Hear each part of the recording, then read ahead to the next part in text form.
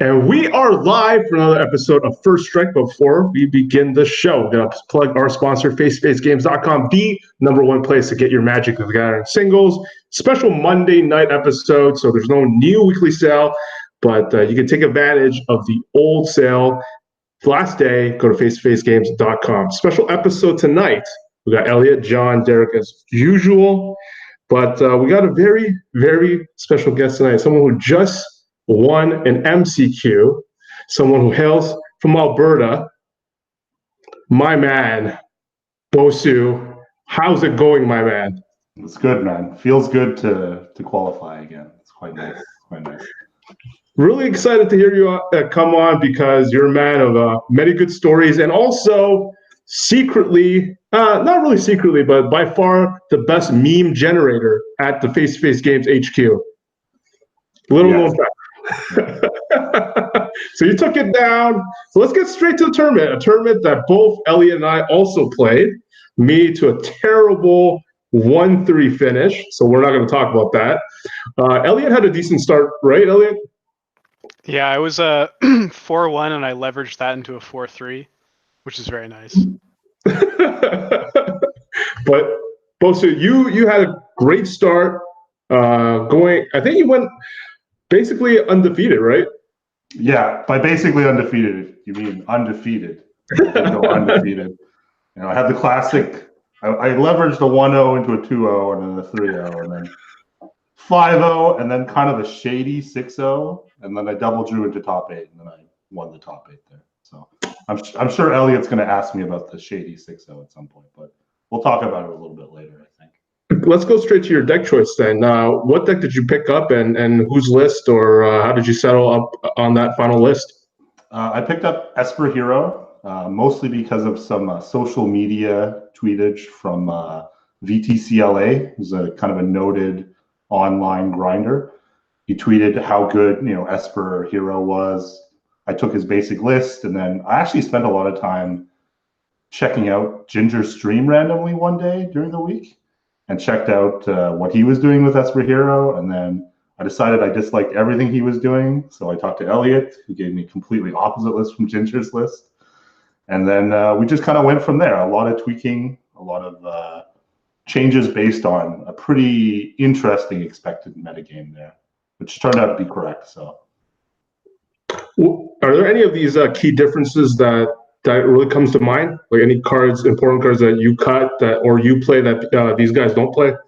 Yeah, some of the big distinctions are, whether you play Vraska's Contempt, how many Sorens you want to play, how many Hostage Takers, how many Deputy of Detention.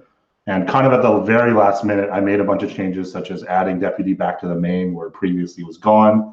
And then I also added a couple of Oath of Kayas and Enter the God Eternals, just because I expected a ton of mono red in the field and ended up being correct. I do want to credit Elliot a lot for helping me with just I think we spent Friday. He's nodding because I'm giving him a shout out, but we did spend a lot of Friday just discussing random card choices, which I do appreciate. So I do want to make it clear I've given him none of my prizing for his help though. So that's the way it's going to be. I did get a dinner invite though, so I'm in. Elliot, did you end up? So basically, you end up with the similar list then, registering basically the same thing, or? Yeah, I shipped my list to BoSu on the Friday night after we talked for a few hours on Thursday, and interestingly, we had two lists that we talked about and sort of merged together on the Thursday night, and one of the things we decided was well, we don't really want Deputy, and we don't really want big 6-drops in the sideboard. We want to be sort of a leaner mid-range deck, more low to the ground. And then I ended up playing a bunch on Friday, talking to Andy a bunch. We got a list from Derek that we thought was super wild, crazy, but had Deputy in the main and 2 Lilianas in the sideboard. So then Andy and I kind of consolidated that back with the list, and we ended up with 2 Deputies and 2 Lilianas in the sideboard. And so then I shipped that to BoSu. I met up with him on Saturday and I asked him what he changed. And I think I don't know, maybe 1 or 2 cards off from what I had sent him was what he registered. He can maybe correct me if he remembers.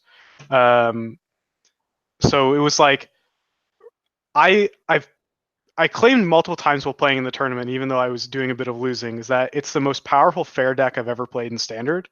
Like decks like Rally and stuff, obviously, way more powerful, would crush this deck head to head. But some of the more powerful mid-range decks that have existed in Standard, things like Abzan, things like not quite as good as Teamer Energy, but Teamer Energy was sort of just way better than everything else at the same time. But it attacks on so many angles where you have a 2-drop and a 3-drop that can completely take over the game by themselves. And then on top of that, you have planeswalkers like Teferi, Ugin. We ended up with Sideboard Liana, some people play in the main deck, but the big planeswalkers can totally take over the game by themselves, and really efficient removal as well. So this deck kind of just does it all. And I think, if you're not seriously considering this going forward in Standard, then you're probably making a mistake. It does have some rough matchups like Phoenix. So, maybe you don't end up playing Esper Hero, but if it's not on your radar, you're probably done. So what do you attribute to how close were your matches where you did lose? Pretty much every match I lost was either to Flood or Screw, which is really a testament to the deck. I talked about that sort of wacky list that Derek was playing on Friday and sent us. Part of the reasons we thought it was so wild is because it had 4 Discovery Dispersal in it. And we thought, sort of spinning your wheels is not where you wanted to be with this deck because you could be so proactive. But, after playing in a big tournament and sort of getting on the worst end of RNG a few times in the tournament, which, we'd kind of, as it came up in testing, you kind of dismiss it because it's bound to happen.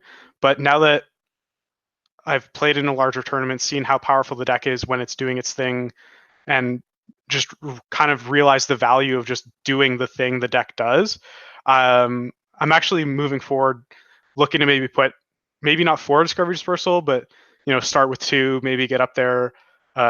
Maybe I'm just not as big brain as Derek and supposed to be 4, but just try to do something to have the deck function as much as possible, which it sounds really dumb. It sounds like every deck should do that. But like I won every single game, I didn't get Flood or Screwed.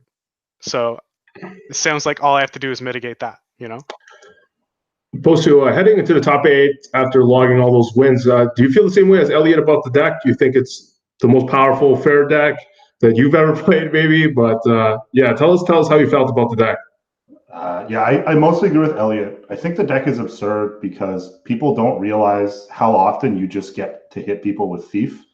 And that just happens way more often than you think just looking at the deck and how it lines up against other people. But you just craft a strategy where that ends up happening because you either thought erasure them or they have to kill your hero on 2.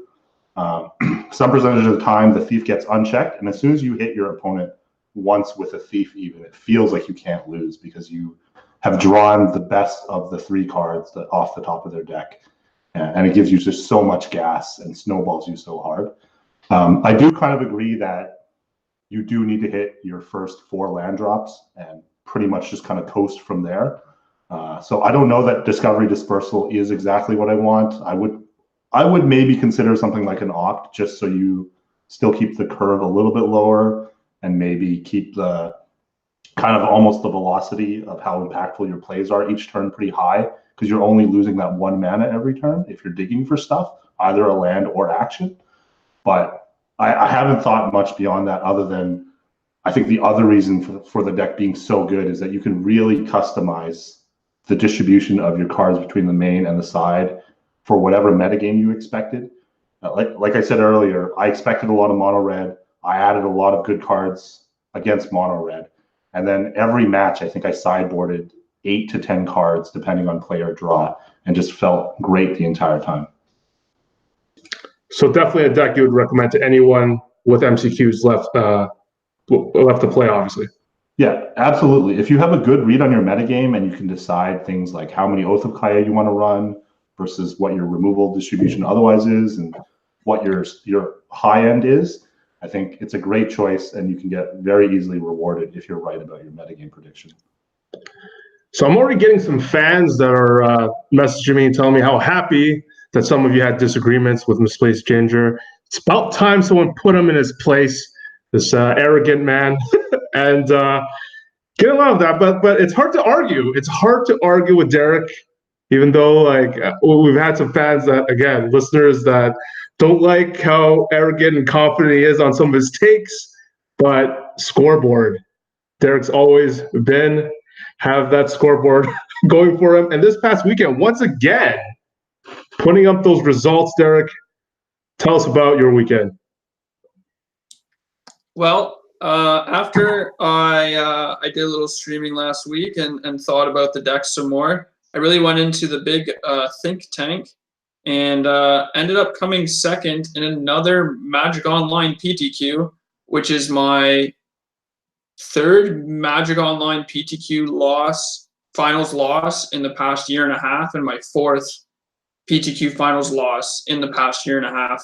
I lost to JMM, who I found out is a Pro Tour winner.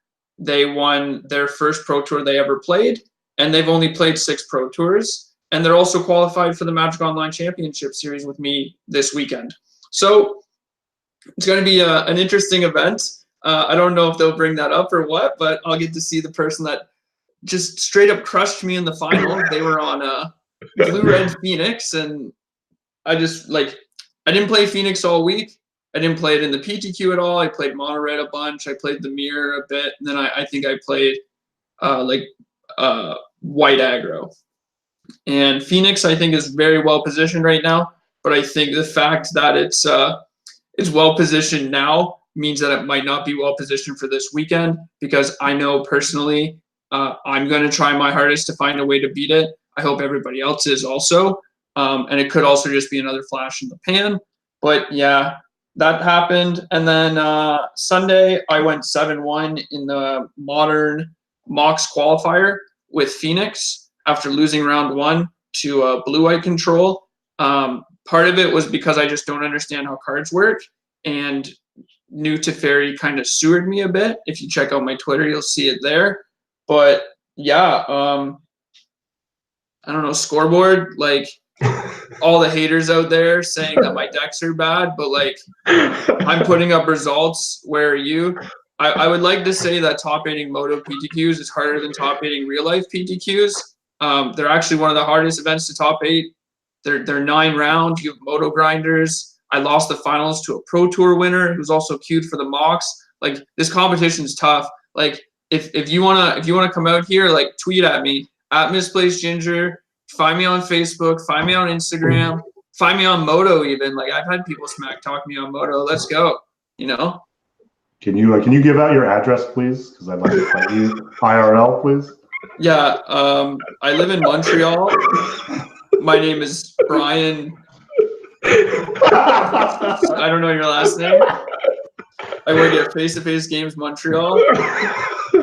I got really lucky and won a PTQ last weekend with a poorly built Esper Hero deck. Field must have been soft. How was the PTQ? How many people showed up? 162 players. Do you have a metagame breakdown? No, but I'm going to break it down tonight. I actually got break the deck. It down. It's going to be. They just Randy Bueller just literally tweeted the Mox percentages, and the percentages on my end are bad. And I have the 3rd most matches played out of all the 24 players, and the other 2 are Kenji Samura and I think it's Kenji Samura and what's his name? Dmitry Budakov. Those are the only 2 other people that have more matches played than me. Yeah, which is just wild. Just absolutely wild. I'm bad at Magic. I'm cut. I'm also 15th. They placed me 15th out of everybody. So, like, I'm an underdog. I'm, like, slightly below 50%. Unreal. That was in standard. You're actually 21st overall. Oh, really? Yeah. I'm way below 50%. I'm not going to get any camera time. Come on. Yeah, you're pretty wrecked, dude. I don't know. Is Rich Hagon part of the coverage team? I mean, you're gonna get camera time if he's part of it. Do you know? Do you like? Yeah, it's Randy and Athena who's running it, and I think it's the same. Like they're the ones that run the Modern Super League and everything. So I assume it's going to be them doing it out of the Wizards office, but I'm not entirely sure. But I don't think Hagon or like Sutcliffe or anybody else is going to really be there. There's like an entire like other table that I didn't even notice. Now I just get to sewer myself some more. Like, oh, my stats are so bad. Yeah, this list is just all murderers. But yeah, they're all like, if you just read off the list, they're all just insane. Like just the name players: Andrew Beckstrom, Antonio Del Moral Leon won a pro tour. Autumn Burchett won a pro tour. Pascal Maynard, top 82 PTs. Dmitry Budakov won last year. Jan Moritz Merkel won a pro tour. Kenji Samura, very good player. Kenji Igashira, New Montanami, insane moto grinder. Logan Nettles, gold pro. He's queued the mocks before. Marcio Carvalho has multiple top 8s. And that's just like the name players that you know. The other ones that are on here are also just insane moto grinders that you would recognize if you just looked at the list, right? It's okay. I think you're a heavy underdog because your favorite TV show is Clone High. You don't like Clone High? It's far from favorite. What are you talking about? It's like one of the best TV shows to ever come out. It's only one season. I can't believe you. If you're at home right now and you haven't watched Clone High, go read the Wikipedia page, get the synopsis, and watch it. It's so good. It's just like you can't write it. It's good. Oh. He literally did write it, and it wasn't that good. You just don't understand comedy. Jonathan actually points out something else. Your favorite card's Akroma, Angel of Wrath. Can you explain that spike standard grinder Derek Pite?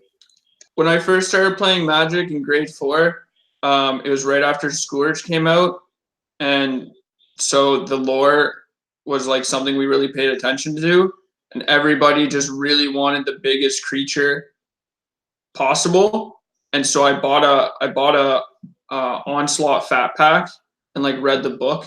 And Akroma, they literally had like 2 pages dedicated to Akroma about how great she was, and then she was like in the Reanimator deck. I don't know if it was standard or extended at that point, and it was just the best card. Like most of the lore was focused around her. She had the most abilities. She was a cool angel. I don't know. It was a really cool card. Do you think you have the leg up in the lore competition against your Mox competitors? Maybe. I don't know. I can't read, so I have to do things with pictures. So it's possible that they have read the lore where I've just looked at the photos. So these story spotlight cards are really helping you understand the lore then. Yeah, I like the ones with the shiny thing in the text box. Makes me not have to focus on the words. Can you also talk about how your favorite music is non-existent on this sheet? Is that just I can't remember what I put. I think I put like Southwest emo or Midwest emo. That's what I put. But it's fine. I don't want to talk about music anyways. Shout out to Andre Gerard, my man, sending me a message. Elliot, shit talking Clone High. Someone stabbed him. Show's a masterpiece. Ginger, heading into this weekend for other people that have other MCQs, where should they be? What do you recommend? I think Esper Heroes is very good. I think objectively it's the best deck. I think Red is also good. if you can pick your metagame well and build the deck correctly. I think the Phoenix deck is good, but for a very small amount of time. I don't know what that time frame is. I don't think it's broken. I don't think it's the best deck in the format, but I think it could win a couple more events, and it dominated last weekend. I think Esper Control's on the way out, so I wouldn't really play that. I think Bant is just a flash in the pan, wasn't very good. So I'd probably be on Esper Hero or Mono Red, but I don't like playing Mono Red, so Esper Hero. I'm just going to go through what I played really quick before asking John's experience. I played Christian Hawk's Mono Red that he posted on his Twitter. Someone actually won with the same list and guide in China, I think, John. And I went 1-3, but lost to 3 mirrors where it was honestly really close, where I had them at 2 with Experiment Frenzy, and they had Experiment Frenzy, and I was at 10, and they were able to kill me. It came down to really close stuff like that, so I thought the list was great. I thought the guide that he had was very good, all his choices, and he has like almost every relevant matchup in the format, and other people have put great results with that similar list. So unless I have time to put in some time with Esper Heroes, I wouldn't be afraid to run it back despite the results. But John, your list did really well this past weekend. Yeah, so I released the battle plan for the red for the First Strike Patreons last week because through testing, like I had I went like 16-4, 20-5 or something like that, and I'm a very crummy standard player, and the fact that I could do so well in standard, that really raised alarm bells. So unintentionally, a bunch of people was asking me for my list on my sideboard plan from Vancouver. So I managed to recruit maybe like 5-6 people into my Red Deck Wins cult for the Seattle Mock Sporting House PTQ. And I think we collectively went, 70% win rate, except for you, Car, because you didn't play my list, so you deserve that one. But otherwise, we went like 34-12 collectively, including Sebastian Lachance, I think, which is who is First Strike Patreon, who top 8'd. Shout out to him, and my friend Marcus Thibault, who actually won the Seattle PTQ with Mono Red. So it was a pretty good weekend for my red list and my battle plan guide for First Strike Nation. Were there any card choices that you view differently after the weekend? Yeah, like, so for those who doesn't know here, the Seattle metagame was pretty weird here. We had a bunch of Just Guy Super Friends and Super Friends decks in general. We had 2 Just Guy Super Friends in the top 8, along with Blue White Control, Phoenix, Band Mid Range, and 2 Esper Heroes. And yeah, I think the list is pretty tight here. The changes I might make is maybe bring in 1 or 2 Treasure Map, because Treasure Map 1 dodges D-Spark and what is it called, Mortify. 2, it works well with Frenzy and keeping your Frenzy turns going. On 3, like maybe it'll allow you to play a Banefire, which may or may not be correct. I don't know, but I like it as a off the radar grind card that's different from Frenzy, which is an enchantment, or Chandra, which is Planeswalker. Otherwise, I'd play a bit more War Boss than Risk Factor, because the Super Friends decks are rising, and creature threats are much better against Narset, which completely shuts down Risk Factor, and Dovin Hand of Control, which also taxes all the spells. So yeah, just in sum, maybe add a Treasure Map or 2, and play more War Bosses than Risk Factor. And otherwise, like, the deck was great. It ran like a well-oiled machine. I really like the fact that it's resilient and it can play any role that you want, like control, aggro, mid-range, or just combo people out in one turn. So yeah, the deck felt good. So as a whole, here this panel recommends that you play Esper Heroes or Mono Red. So let's go back to BoSu. Tell us about the shady round, the shady win. Let's break it down, and let's see if we all find it shady. Okay, so obviously I have to preclude this with the fact that my account is very biased. but I'm going to try to be as open about it as possible.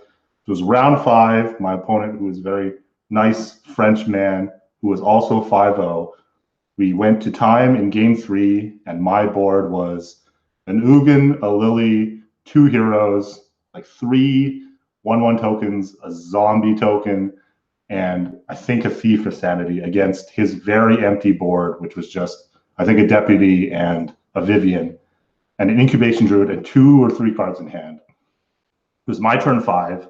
I asked him to concede, and at the time, because we had both played an extremely long round, I basically said some variant of the statement, I think a draw is bad for both of us. It's like a loss for both of us. Now, keep in mind, this is an 8-round tournament. We were both 5-0. So I said that to try to convince him that, like, because of my superior board position, he should concede to me. But I also said, like, it's fine if you don't concede, but like, obviously I'd be happier if you did concede. And he did think about it for a while, and then he ended up conceding. And then everyone else afterwards came up to me and basically said, why did you say that? That's actually not true. But at the time I did believe it. And then they explained to my horribly stupid brain that a draw for both of us still kept us both alive, which made me feel extremely bad. Because obviously, like, I'm not the kind of guy to try to mislead my opponent. Hopefully people know that. But I did go to the judge and I asked them if they could change the result of the match because I felt like I misled my opponent. And they told me I couldn't. So I then went up to my opponent and I apologized and I had a discussion with him. And he said some variant of he thought that what I said was actually incorrect, but he decided to concede to me anyways because I was ahead. He did have 2 flash creatures that would have stabilized him a little bit, but he also said that, for example, he would have probably lost in the end anyways if we had gone further in the round. So I've asked a bunch of my friends because when I'm in a match of Magic, I can get a little intense, and they have told me that I was intimidating the guy, but to me, I wasn't trying to intimidate him. But I don't know how to not intimidate people in that spot. The analogy. Oh, sorry, Derek. Did you want to say something? So let me get this straight. You were both 5-0. Yes. It was an 8-round event. Yes. X1 makes it in anyways. Yeah, that's just how math works. Yeah. A loss is actually better. Like, if somebody wins and somebody loses, that's better than you both taking a draw. Right. Oh, but the thing is, like, my statement that a loss or a draw for both of us is like a loss for both of us was incorrect, as explained to me by people around me. So regardless, I did not quite understand the situation properly, and I'm told that I intimidated the guy a little bit, but I don't know how to not intimidate people. Yeah, like, some people have told me it's fine. Some people have called me scum. Like, I did talk to the guy afterwards. We're cool, Derek. We're cool. He's a very nice man. He stuck around to the end, and we talked, and I have posthumously, not having offered him anything, I did give him some of my prizing because I did still feel bad about the whole situation, because after he conceded to me, he then lost his next round, and then he did not make the top 8.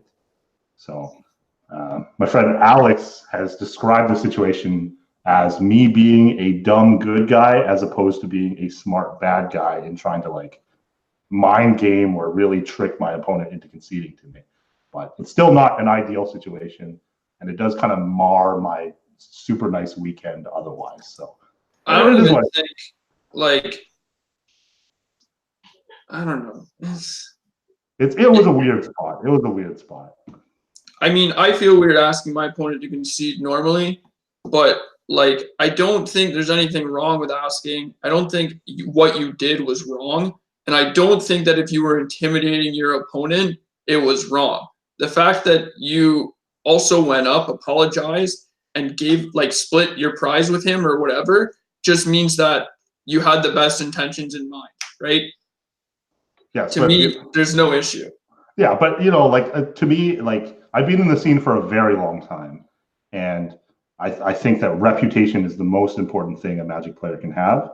And especially in light of, I don't know, I'm sure you guys have gone over some recent events quite a bit, so we don't need to rehash them, but I'm very cognizant of the optics of situations and how they're interpreted by the masses and the long-term effects those have on people. And I don't want to call what I have a career because I'm not a serious Magic. Like, I'm not trying to make competitive Magic my first and foremost job anymore, but I am like very mindful of my position in the community, and I value that position a lot. So that's why I like went a little overboard in making sure that like everything was on the up and up, and hopefully it's okay. You know? Yeah, I understand that. I agree that trying to be a good person and having a good like persona is good for people, but at the same time, like, people are gonna throw dirt on your name no matter what. Like, I don't think I'm a bad person, and I think a lot of people call me arrogant or say that I come off pretty bad sometimes, but I would think that they just don't know me that well. And like, maybe I come off arrogant sometimes, but I think you have to be confident in your ability to like to know what you're doing is right and make sure that you keep doing right. And like, as long as you're in that mindset, it doesn't exactly matter who's telling you, but whatever. I mean, if you feel bad about it, like, keep trying to do good things to fix it. But I don't see anything wrong with the situation. Well, thank you. I appreciate that. Elliot or John, any takes from you guys? Yeah, I just want to say that if BoSu pointed his camera any lower, we'd see the slime dripping off him onto the floor. Super sketchball maneuver. Okay, I'm just kidding. I think it's like actually totally reasonable. I think it's definitely something that doesn't happen enough is asking for concessions in positions like that.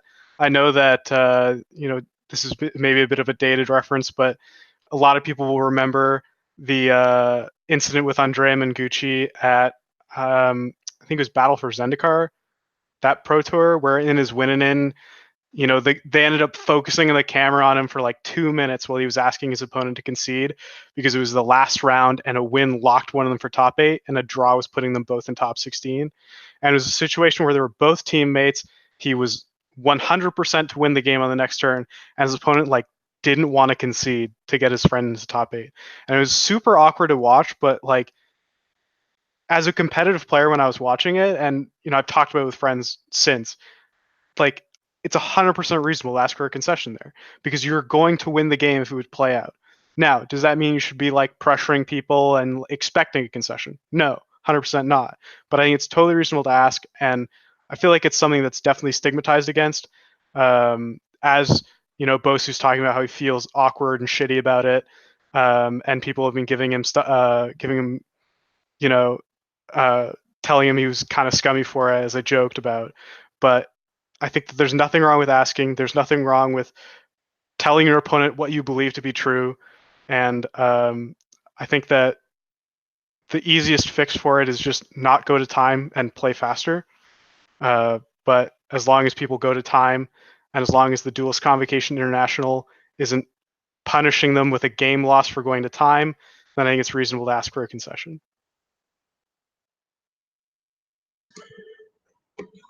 Anything else? John, you want to chime in? John number 2? Nothing much for me. I think it's fine to ask as long as you're not intending to mislead, and I think it's fine to decline. Like, I don't think it goes anything further past that for me. All right. I just checked out because Pascal posted on his Facebook.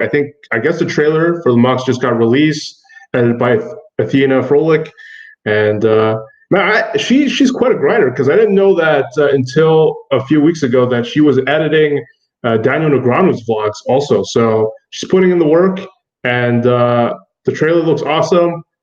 Sadly, it's all these featured players, and none of them is the Misplaced Ginger is not in the trailer. So I'm sad, but P Main's in there, so pretty happy. So let's go to some of the bigger news, huge news today, and what started a lot of Twitter talk. But actually, let's just finish off with the mocks. Derek, how much do you know about the mocks heading into the weekend? I know a lot more now. I have a group chat with Pascal, Maynard, and two others that are queued from the mocks, and we were talking this week. And at some point, I didn't know like when deck lists were due, what time we had to be there Friday, that sort of thing. And we had a series of different emails from different email senders. So one of them was Magic eSports. One of them was from I think it's David McDarby, and then we have them from the DECs, which are the Magic Online help people. And so I'm searching through my emails looking for all this info, and the mocks got moved, and they're sending us all these emails asking us questions. I just couldn't find it, and like somebody else had like sent me the title of the email, and I eventually found it, but it was just sort of confusing. We know they haven't been hyping it up. Last couple of years, like I know the mocks was sort of a focal point for what like what's happening online Magic, and with Arena it sort of shifted. So I know a lot more now than I did, and maybe that's just because like I wasn't looking hard enough, but it was also a little confusing and rather annoying in general. But everything's good now. I know when I have to submit my deck list, which is important. The big news today is a good friend of mine in the Magic community. Had a chance to hang out with him multiple times. Favorite Magic player of a lot of people, very popular. Gerry Thompson decided to resign from the MPL, the Magic Pro League. He has a post on the gamepodcast.com detailing why he made this decision. You should definitely check it out. It's called Why I Quit the Magic Pro League. Just read a few sentences. Too long, didn't read. I joined the Magic Pro League in the first place because it seemed easier to make a difference from the inside. I was wrong. The lack of transparency and unwillingness to listen to feedback continue to be huge issues. And inside, he talks about contractual issues, such as not being able to be signed by esports organizations or have deals with them, some structural issues, and how lots of communication is still lacking. Nobody knows how to qualify for the MPL in 2020, and I know that's an issue for a lot of people in the MPL now. They just don't know from a career standpoint if they're doing this for a living, like how are should they be putting themselves in a good position to qualify for next year, but they don't know how. They don't know if they're still going to pick the top 32 players next year. So this uncertainty is very troubling for a lot of people that I know. And I was not all that surprised that Gerry decided to resign today. It's just something that, just like how he protested Worlds, he always sticks to his guns and sticks to what he believes in. Elliot, what was your initial reaction? To be honest, I wasn't surprised. I mean, having someone resign from the MPL was a little bit shocking, but once Gerry posted his reasoning, I definitely agree with him that the MPL is being mishandled. I think that with how fast Arena grew, I think a lot of the decision-making process by WotC was sort of rushed forward, and they made, I think a lot of mistakes along the way. I also think that it seems like once they finished making those decisions, they kind of sat on their hands, as we've seen, filling their spots with two people from the top of the Invitational after claiming the Invitational was not linked in any way to the any other pro circuit. I think is a little awkward. Not to say that the two people that are joining those spots, who's Show and Jessica Estefan, are totally unqualified in any way. Obviously, they're two very great Magic players. Are they the absolutely most qualified Magic players? I don't know. But I would hope that they would be some sort of decision-making process that makes it feel like this isn't a last-minute thing. Like someone at some point during the planning process for the MPL said, well, what if someone leaves? And for me, looking at what's happened, it feels like that just hasn't happened. It feels like they thought that these 32 MPL players are going to love it. They're going to do anything we ask them. They're going to take our $75,000 a year and be our puppets. And, clap when we say clap and play Magic when we say play Magic. And I think it's really powerful that Gerry is leaving. I think that will hopefully be a wake-up call for Wizards, and I hope that the next year the MPL is only better and bigger and greater. I've seen a lot of feedback posted that is pretty constructive given the circumstances on Twitter. I've obviously seen a lot of reactions that can only be described as backlash as well. But there was a really well-written piece by Willie Adel, who was formerly an advisor for them, a pro player advisor. So he had a really great laid out plan for restructuring the MPL. And, I can only hope that either someone at WotC is taking that seriously or is taking a good hard look at how they've structured the MPL and looking to restructure it, because I think it's clear that this isn't working. And I think that WotC has no obligation to really stick to their guns here. And I think they should change if it's not working, and it's not working. BoSu, do you have any cold takes? Buddy, are you ready for an old man to yell at a cloud? Yeah, I am. All ears. I do respect Gerry a lot for giving up so much equity that he could just be free rolling for a matter of principle. Like, if you think about all of the actual dollar amounts he's giving up, plus possible future equity in terms of sponsorships and opportunities with WotC as a member of the MPL and everything that comes with it, he's giving up such a huge amount of money. And I do agree with a lot of people in terms of like how their takes on how this MPL is going in a bad direction, and they don't like it. But at the same time, I've just been playing Magic forever, and I come from an era when there was literally $0 in this game whatsoever, and you would have the exact same grind. But now I just look and see all these people with these opportunities, and you are correct in that certain things are being handled poorly. But you have to remember, this is completely new. It reminds me of, I can't remember which comedian who was talking about how, he was on a flight and there was they had just introduced airplane Wi-Fi, and then it went down and somebody immediately complained. Like, this is very similar to me in that, we just got the MPL and we've had nonstop disasters from WotC before, but the very act that they seem to be trying as incompetently as they are trying, the attempt is worth it, because I can only imagine how challenging this is given the sudden departure of 2 MPL members, and then another disaster strikes all of a sudden. And Elliot is absolutely right. There's no way they've planned this contingency whatsoever. So they're clearly just scrambling to get something together. And to me, that speaks to a lack of leadership and a lack of organization, which should not excuse them for it, but you can't really punish them too hard for trying something so difficult and complex at the same time.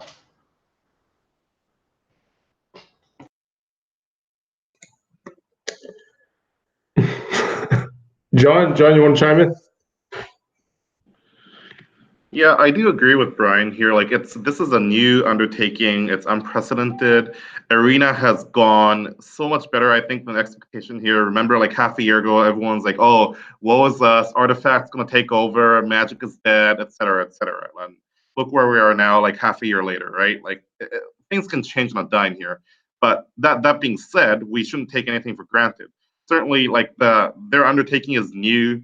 This is like, there's not a lot, like I don't believe there's anything like that's comparable in other esports and whatnot. And I respect the work that they have to do, and I respect the difficulty and the challenges of like facing these new structuring these new the league and all that. But I don't know, like I still don't think you can kind of like excuse them for their lack of trying or their foresight or organization, considering their track record of consistently missing the point, or just like the advisory board that Willie Adel was on, where the pro tourists were advising them on these issues. Like, I believe it got dissolved right now, and no one really knew that. And I feel like they really they need to do something to improve this, because I think we have a good thing going here.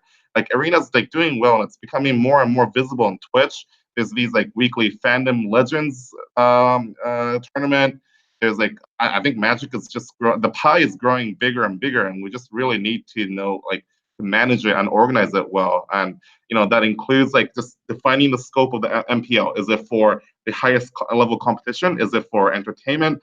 Is it for promotion? Like who knows, right? Because the Mythic Invitational was clearly a promotional event, so people really had no right to be upset when these like streamers, random streamers, got invited. Whereas the MPL, we don't know what the scope and the objective of the league is. So I really want them to define that. I really want them to really like define a process of how organized play is shaping up to be. Are there a path to be a professional or earn a semi-respectable living with Magic? Because like a lot of the enfranchised players, formerly enfranchised players, are getting more disenchanted. So that's what I want from them, and I like definitely think the pie is getting bigger. We just need to like take advantage of it. Yeah, we had Lucas that you relate to a lot, John. You say Lucas Bertude, right? He wrote a very emotional letter, sort of tweet.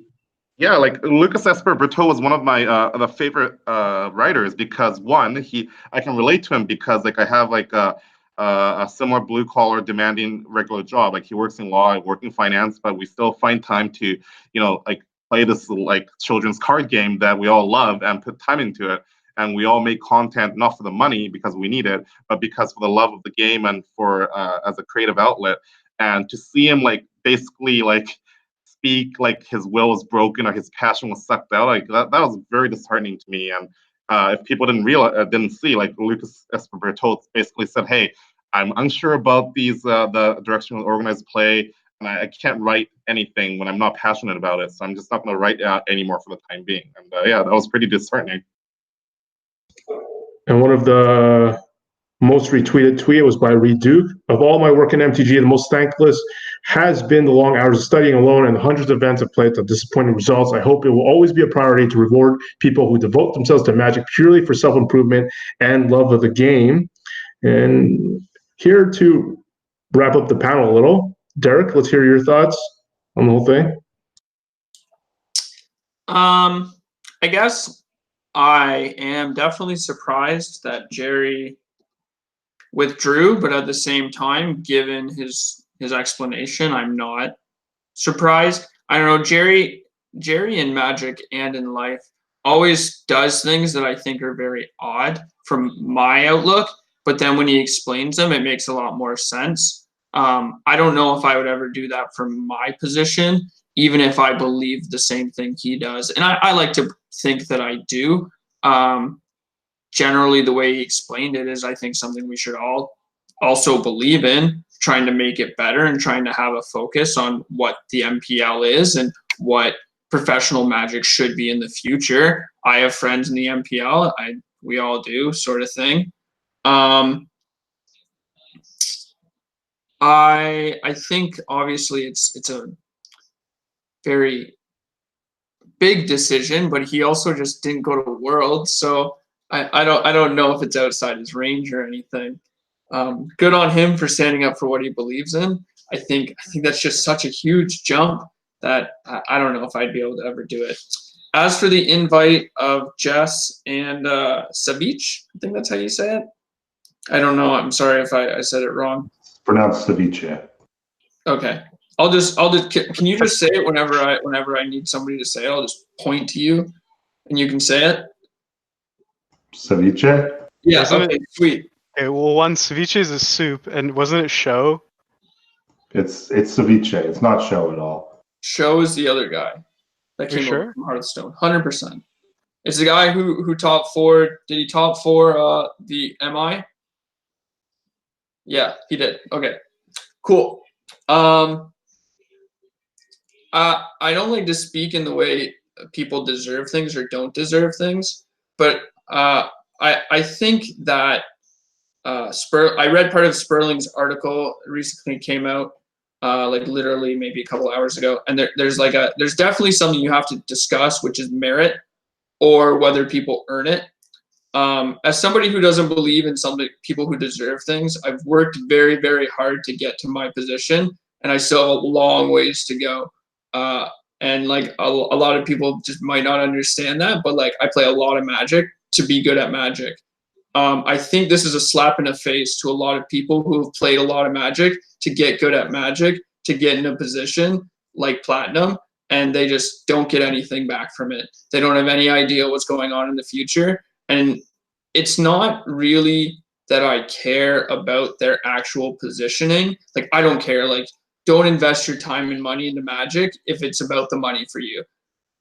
Because invest your time in something better. Like, I don't know, be a doctor, be an engineer. Like, maybe I'm privileged when I say something like that, but I'm sorry. It seems to me that if you're playing Magic for the money or for the clout, like, you should be doing something else. I think it's just straight up disrespectful, which probably would bother me the most. And I think that if I want to have faith in a company such as Wizards to really handle this game well, and I want to believe that they can, I think they need to show us a bit more respect.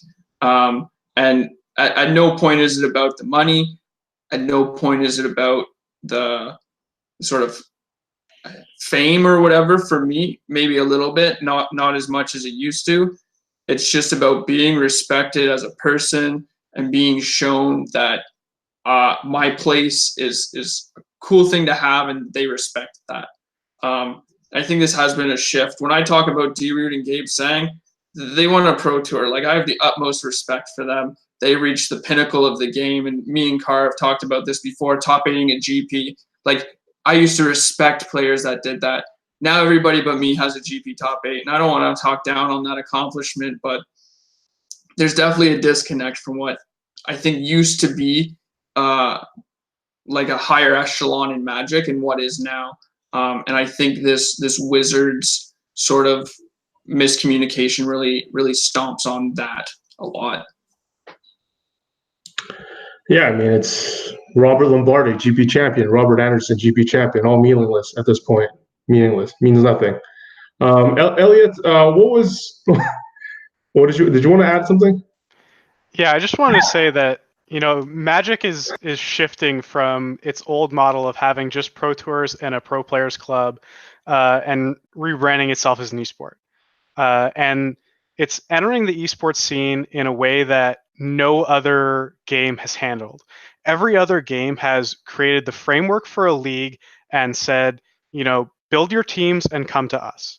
You look at Counter-Strike Global Offensive, and they hold qualifiers, elite tournaments to have something like 16 teams, and Valve has nothing to do with any of those teams. League of Legends is the exact same thing. You have 8 teams per region, and Riot Games has nothing to do with any of those teams. It's teams like Cloud9 and Team Liquid and stuff like that, which, we've seen them move into the MTG space, but, again, we've learned, today part of this is maybe the MPL contracts, but, Team Liquid isn't sponsoring any MPL players. It's Wizards that had to go out and set the criteria for the MPL players, and while creating the league to balance it around them, which is a really weird way to do it. If you were to, flip it around and take Magic from the approach of a traditional esport, you'd have Team Liquid go out and sign Brad Nelson, and Team Liquid would get a spot via Brad Nelson in the MPL. And that's just not the way we're doing it. So it's like an extra layer of stress on them. And then we're seeing like the typical growing pains of esports. We're seeing, bad contracts for players. Unfortunately, it's the MPL contract this time, but these sort of like predatory contracts for players were super common in League of Legends, Dota, CSGO years and years ago when they were just growing. And, you see every esport growing had some sort of cheating ring, some sort of match fixing. It happened in almost every single esport. And now we're seeing cheating at the highest level in Magic still centered around the MPL. It's just all of this stuff has been done before, and Wizards is somehow not learning from it. They didn't think that, let's get Cloud9, Team Liquid, CLG, TSM, Envious. Let's get all these esports teams to get players. They went out and did it themselves, which I think is pretty brain-boggling. But, hopefully that they realize as they're moving into the esports space, just copy what's being done. It's been done, dozens of times across all of these games, and some of them more successful than others. But just copy what's being done. Let the team sign the players. I wanna ask Elliot personally. Do you think that as sort of a business model, or as even just as a growth sort of model for MTG Arena, do you think that's feasible as Wizards to just tell these third-party companies to invest in this game when they have no stake and no stock in the game up to this point? Like, to me, I don't know if I could believe that Arena would be worth building a team or recruiting people until there was already a groundwork laid for what Magic the Gathering can do, or what sort of eyes it can bring in, or what sort of advertisement it can give, so to speak, right? Because that's all this is about, is just getting people to watch and getting people to see and having investment opportunities and money and blah, blah, blah. So to me, I think maybe in a couple of years, that's what can happen. But right now that's really difficult. But that's why I'm asking you, like, do you think that that's a feasible thing to happen? I mean, Fortnite within months of coming out had a pro scene. PUBG within months of coming out had a pro scene. And those are sort of the two biggest games we've seen released in the past year that I can think of right now in terms of growing an esport. Overwatch was within, I would say, a year and a half of when it came out. Blizzard had completely structured the Overwatch Pro League. And the MPL was not the predecessor to Arena. Arena came out, had the huge boom, and as the MPL was formed, people were speculating, is this rushed because of the growth of Arena? When, if we were to hit rewind and handle this from the beginning and I was in charge of this, I would see the boom from Arena and then start structuring the MPL and inviting teams to join. And, this is something where you make an announcement, you reach out to the teams and you say, we need, maybe you host a qualifier for the MPL, maybe you tell people to just do what they want and then have a qualifier from the 50 teams that apply or something like that. But really, like, the place for Arena to attract investors was set up by the time the MPL started. So I think that, it's not really the case of, Arena is our new product, come invest, you'll see it later, it's going to be great. We knew Arena was great. We knew Arena was getting a lot of eyes on Magic, and Wizards still kind of passed up the traditional routes that esports have taken.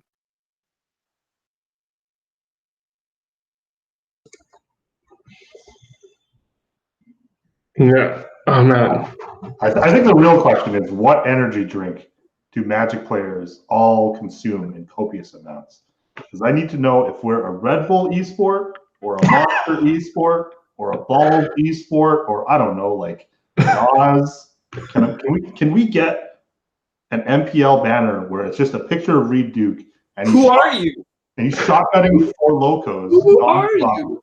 And this is how we get money into the game. It's all about the drinks. This is why Gerry quit. There wasn't enough Monster Energy drinks being passed around at these events. Part of the reason I'm not as down on all of these changes recently is that I hope that wacky is making these decisions based on market data that is showing them that their decisions, while unpopular with possibly a large group of entrenched and enfranchised players, is becoming popular with a group of upcoming new players who aren't married to all these old standards and protocols that we're all used to at this point, and that we, for some amount of just take for granted that this is normal and somehow optimal because that's what we're used to. Like, Elliot's absolutely right. Like, this is a completely new realm in terms of Magic as an esport. So, like, really, why do we believe that the old way of doing things is in any way the optimum way of doing things going forward? It's just something that we're familiar and comfortable and happy about because it speaks to what we are used to some extent, right? So, like, I see this largely as a lot of growing pains, and I'm looking forward to hopefully decisions that increase the amount of outside money being invested into the game. Now, like, obviously my comment about Red Bull or Monster is a little bit facetious, but if you look at other esports, like, that's where you get the money from, is these ridiculous sponsorships from something that is like, it's not directly related to the product, but it is some sort of peripheral. And if you think about who has sponsored teams so far, it's just been, Ultra Pro, Ultimate Cards, like these people that make peripherals. But there's got to be something more than just sleeves and deck boxes in terms of outside sponsorships. Wearing Adidas will make you a better Magic player. I'm confident in it. Sponsor me. Hey, maybe we're all gonna work. Do you guys remember Gunners? Does anybody know what I'm talking about? Am I mega old? Those like yellowed visors for esports players that like reduce the screen glare. Now you're gonna get like a Liliana visor or something that's like the chain veil. I mean, you are pretty old, but I do know what you're talking about. Yeah, like why not? Like I'm wearing the chain veil. I've got my Gunners on. I'm chugging Four Loko. Like this is the future of esports. Welcome to 2020.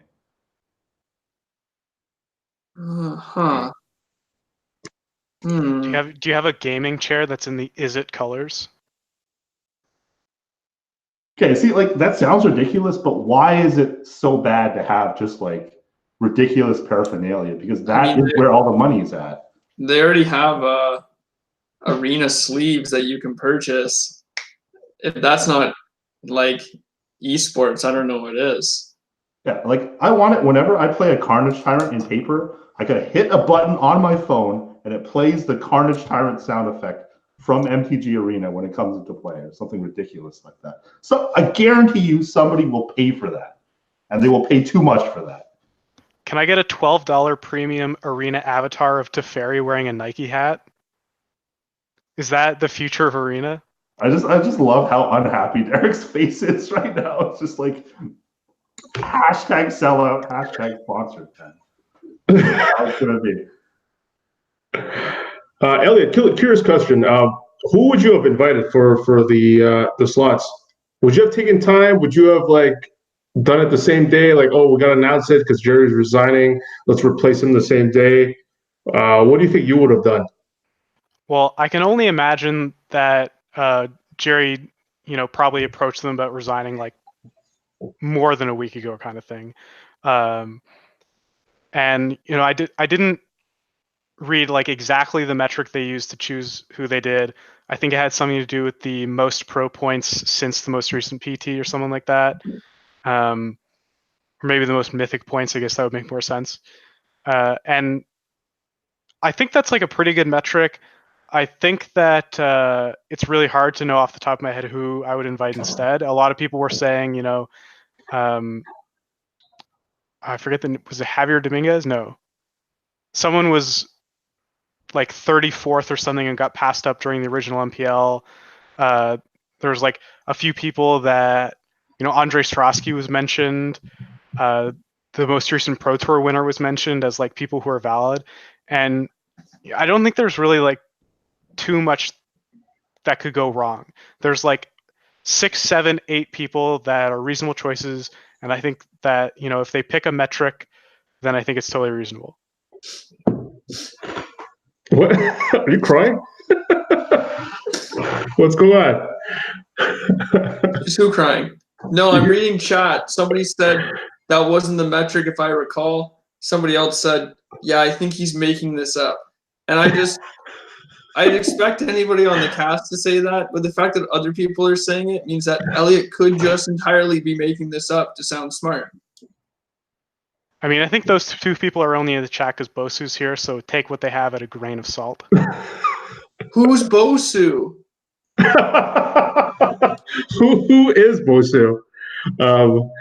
Listening to what you, Elliot, and BoSu had to say was, I do wonder. Like, I'm wish to be like BoSu and believe they have some marketing research that made them think they had to go this path to build up the league and competitive play themselves before outside sponsors would be willing to jump in. I'm hoping that's the case, but I could see Elliot's point that there was indication that this was a big thing already. Okay, let's just finish the show with the last topic. Another hot topic over the weekend on Twitter was when Simon Gertson replied to Saffron Olive. Saffron Olive tweeted out, "I like the Magic Pro League, but it would be more entertaining if rather than incentivizing boring tier deck, thanks to a massive prize of a buy into day 2 of a Mythic Championship, it incentivized more interesting and fun decks somehow." To which Simon replied, "How about we show some respect for the humans that make up the MPL and for what they've accomplished to get there? The best competitive Magic players in the world. Being sponsored doesn't make them gladiators or circus animals that exist only to entertain the insatiable masses." And then there was very, very vocal and split. It was split somewhere vocal that Simon was being disrespectful. And then you had some people like LSV tweeting out in reply, "You're gas." And people are for what Simon was trying to say in his reply. And to that, what are you saying on that, BoSu? What's your cold take? Why are you just preempting all of my takes as being cold? I don't understand what this like blatant prejudice is. Regardless, I do have a very cold take. So, to me, this just illustrates the very obvious decision between whether or not you're a Saffron Olive fan or not. Like, I have a lot of respect for the guy. I am not his target audience, and he is not the target audience for the MPL. And I would argue that his audience is also not really the target for the MPL. Also, on some level, I just feel like he's disregarding the mathematical incentives that are involved in the whole organization of the MPL. Like, there's so much opportunity cost for these people who are contractually obligated to perform the best they can at this high level of competition. And they're just, again, like, I hate to bring it back to just dollars, but at a certain point, you have to pay your bills. And if you are deciding to be wacky or different or fun, you are giving up literal dollars to do so if you are trying to compete against other people who are, gunning for more W's than you. So, like, I'm very clearly on the Simon Gertson side of this thing, but I can't speak to Saffron Olive. His position is valid from his perspective, right? That's just the world he's in, but it is not applicable to how you should manage the MPL in any way. Unless we're full on going for diversity, which is also fine, but that's a slightly different off-kilter topic. So, Wow, I think your position is exactly how I feel. Elliot?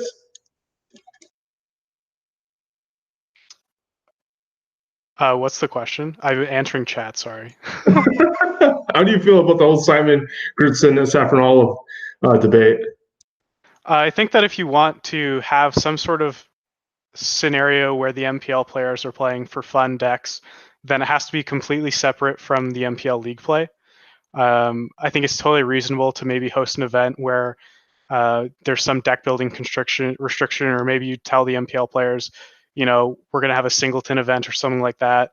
But I don't think it's reasonable to expect MPL players to show up for their weekly matches playing, I don't know, Jeskai Super Friends, or I don't know, some sort of blue-green Kiora deck that tries to play big fatties for, not more value than as advertised. You're not going to have them playing for fun decks when there's so much on the line for them. And I don't know if to me, it's disrespectful to request that. I think it would be like very cool to see how MPL players approach a singleton format. And, any of these for fun formats like that we've talked about in the past, when it came up of a Pauper GP, people said Pauper would get ruined if pros just tried to break it. So I think it would actually be really cool if, the next time there's a singleton format, you told the MPL players, try to break it. Try to make the best singleton deck you can. And that's just, one example. We've seen a bunch of for fun formats on Arena already in their rotating formats. And I think maybe it would be cool one week in the MPL you use one of those formats. Should it be every week? Should every week be a wacky format? Probably not. There's a reason you're showcasing the best players in the game. We want to see the best Magic played. But is it offensive to suggest it? I don't think so. Okay. Anything more from you guys? John and Derek, before we wrap up? I think that Saffron should just watch a Commander Super League. Isn't there YouTube videos about Commander? I don't know why he's coming for the MPL. when it's very obvious they're all spiky players playing for thousands of dollars. This is like, I'm with Simon completely here. It's just like, it's very rude of him to say that. Like, if somebody was throwing money at you and you just walked away from it, like, I mean, I guess we have somebody who has done that now. But I think that Saffron is a little out to lunch on what he's talking about, and that's simply because he isn't a spiky player, I guess. I don't know. Yeah, just a little bit of me from me here. Like, I think Saffron Olives is he's not my cup of tea. Oh, sorry, he's not like, his like stream is not like what I like to watch. But I think his suggestion is reasonable. I think Simon's response is reasonable, except I think it was a bit too strong and like, what would that come from? The thing is, like, we got to define what the MPL is for, whether it's the highest level of play, whether it's promoting the players, etc. And the thing is, I wouldn't mind if they do like a wacky, you know, here's 1 week of like restricted play, like no tier 1 decks, or you can't play XYZ cards and whatnot, because like I would love to see Canister, you know, go to the brew lab, or you know, like Matt Nass try to break a standard combo by like working in the underground cabal, whatever, and just like see what they come up with. How are they brewing? How do they think? And watching Canister like play the Neuroform deck, for example, or, you know, BBD playing the, what is it called, the Heinous Anus deck or whatnot, that's like totally not tier 1, but it's still funny and it's still really cool. Like, I think there's like value in like promoting and like showcasing your personalities like that. So I don't think the suggestion is the worst. How you want to execute it is another question. But yeah, I think his response was a bit over the top, but I pretty much get where they're all coming from. But I like to see them like do something with the personalities.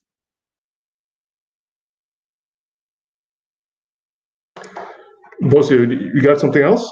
Yeah, I like, this is actually a perfect segue from Jonathan's point, and hopefully it's okay if I bring up another game again. But, you know, one of the things I do is I watch a lot of coverage of other esports, and one of my favorites is Dota. And one of the production companies that do coverage, like, they are known for extremely good coverage, not just in terms of purely just, you know, casting the games and organizing tournaments, but they are very good at humanizing and adding flavor to their players. Like, the pro players in those established esports are not just, you know, like, there's a big meme about how every esports portrait is just, you know, some guy standing with his arms crossed in front of a dark background, and there's like some serious look on his face. This is everywhere. But, you know, at one of the more recent Beyond the Summit tournaments, they were sponsored by, for example, Sennheiser headphones. And in order to show how strong and durable the headphones were, they had their pro players throw headphones at monitors, and they would gain points based on how many monitors they were able to knock over. Like, just chucking headphones as hard as possible at monitors. And they just, obviously everybody had a blast just destroying computer equipment. Like, there's other ways besides purely playing Magic to kind of humanize your MPL players and add a lot of flavor to their personality, other than, well, here's, you know, this person playing mono red against Esper again. Let's just literally just watch the coverage and then interview them about the matchup afterwards. You can do random interesting things to let people showcase their personalities, if that is what you want to do, and if that's the direction you want to go. So hopefully they do, because I find nonsense incredibly entertaining. But nowadays it's all just, you know, like, very dry, and I'm not a huge fan of it. But hopefully one day. I actually don't really want to end the call, because Jennifer Cross just entered the chat recently. Shout outs to her, always coming in and listening in the shadows, and sometimes actually typing.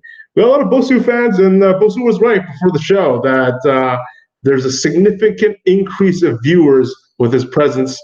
So I have to concede that point. I do have to concede that you are bringing in the Albertans and all the other BoSu fans across the country. And I thank you for that, my man.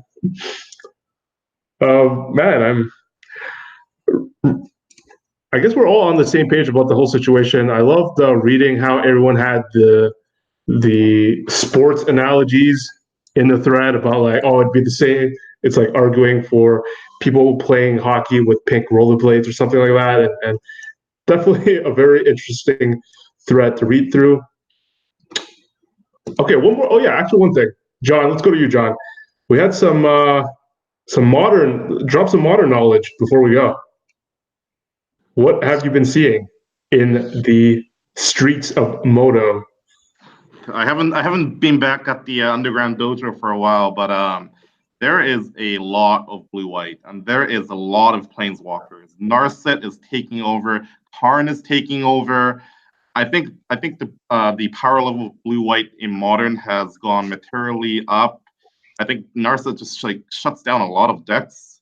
It's very main deckable, and Baby Teferi as well. It just like breaks control mirrors, which I think is great. So like a well-tuned blue-white list, I think could be good, especially in a small field like the Mox, for example. Like I haven't really paid attention to it or what I would expect out of the meta, but I wouldn't be surprised if people play blue-white.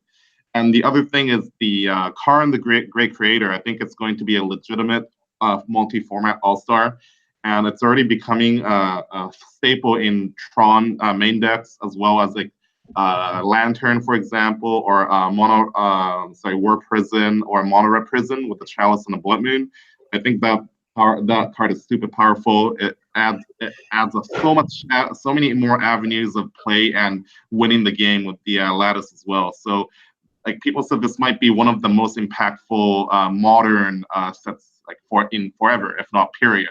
And I really do agree. There's a lot of playable cards out there, and it's going to take a while for the metagame to adjust to war. So in the meantime, I just give blue-white a try. I think it's very good. You did share an interesting list in the chat, in our First Strike chat, from Budakov. Oh, yeah. So Budakov, noted Moto grinder, 7-1 the Mox with one of my favorite decks of all time, Turiel's mate, with no new cards, just trying to turn 2 people every game. So I'm pretty sure Budakov can 7-1 or win with a ham sandwich, but we can see him win with a Pure Steel Paladin. So shout out to him.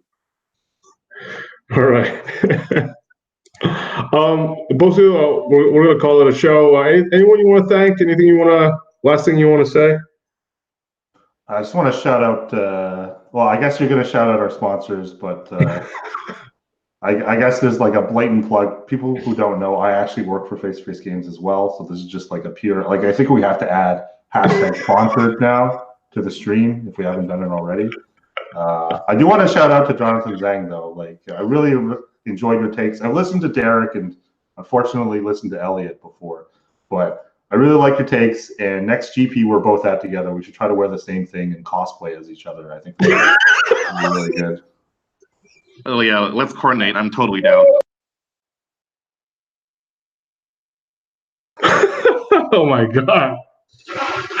Too good, too good. Actually, you guys got to do like a Mandarin, like the commentary, Mandarin commentary. Once if they do the Mythic Invitational again. Anything for last words for you, Elliot? I just wanted to point out, I wrote in the chat, BoSu cosplayed as a hero of Precinct 1 over the weekend. You can see it in all of the pictures face-to-face posted. So make sure that if you're serious about winning a tournament, you do it in a cosplay. It'll help improve your skill. And Derek, good luck this weekend. Thank you. I'm really looking forward to it. I'm obviously a pretty big underdog. I think they placed me 21st out of 24th of the players in the event. So we'll see what happens, but I'm ready to crush some grinders. I think you'll do just fine. I think you'll hold your own. And for everyone to support the show, just make sure to like, subscribe to the YouTube channel. There's more content coming in from the YouTube channel as get more people to do queues for the channel. That's the Face to Face Games YouTube channel. Andy from the show, from the First Strike show, did a whole queue with Is It Phoenix, managed to go 5-0 with the deck that's won the last 2 MCQs. So you definitely want to check that out if you want to see how the deck runs. And for anyone who wants to support First Strike itself, the podcast, you can go to patreon.com/First Strike. With that, we will see you next week, or maybe we'll do another episode this week, going to coordinate with Marcus Thibault and coordinate with Sean Dhaliwal, if I pronounce his name correctly, the detective. He said he has a sore throat after top 8ing Madison, so there might not be another episode. So with that, thank you so much, BoSu, for coming on, and we will talk to you next time. Ciao.